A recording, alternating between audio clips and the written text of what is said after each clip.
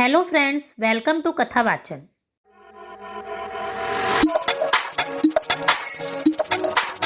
आज इस वीडियो में हम आपको बताएंगे कि दिवाली के पूजन के बाद जो हमारा सामान होता है या हमारी चौकी होती है उसको किस तरह से हटाना चाहिए।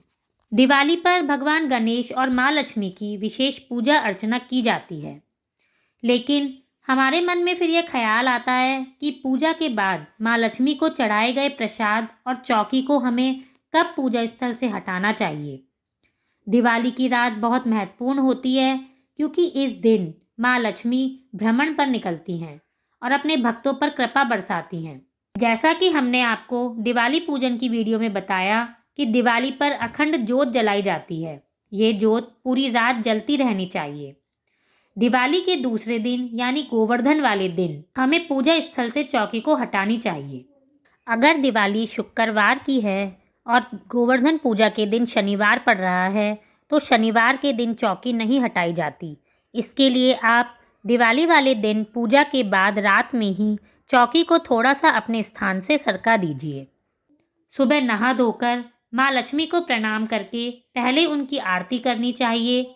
अब सबसे पहले वहाँ जो प्रसाद आपने चढ़ाया है उसे हटाकर अपने पूरे परिवार में बांट दीजिए।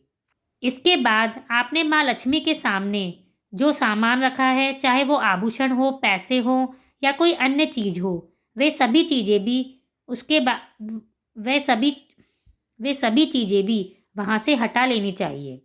अब वहाँ पर जो मिठाई, फल, खीर, खिलौने आदि जो सामान अलग से रखा हो उसे भी प्रसाद की तरह अन्य बाहर के लोगों में बांट देना चाहिए। अगर आपने पूजा में लक्ष्मी गणेश जी की मूर्ति रखी है तो उसे अपने घर के पूजा स्थान में रख ले। कलश के नीचे के गेहूं या चावल या पूजा के चावल आदि आप कबूतरों को चुग्गे के रूप में डाल सकते हैं। चढ़ाए हुए फूल आप अपने घर में किसी गमले में डाल दें या फिर कहीं मिट्टी में दबा दें।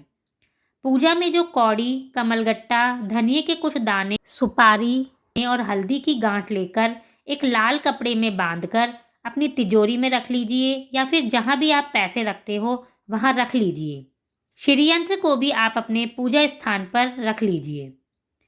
अगर आपने दिवाली के दिन कोई श्रृंगार का सामान माँ लक्ष्मी को चढ़ाया है तो उसमें से आप कुछ भी दान ना करें। इस सामान को आप अपने घर की किसी बहन, बेटी या बहू को दे सकती हैं। इस तरह से इस विधि का पालन करके आप लक्ष्मी जी की पूजा की चौकी को अपने स्थान से हटा सकते हैं। आप सभी को दीपावली पूजन की बहुत बहुत शुभकामनाएं। धन्यवाद।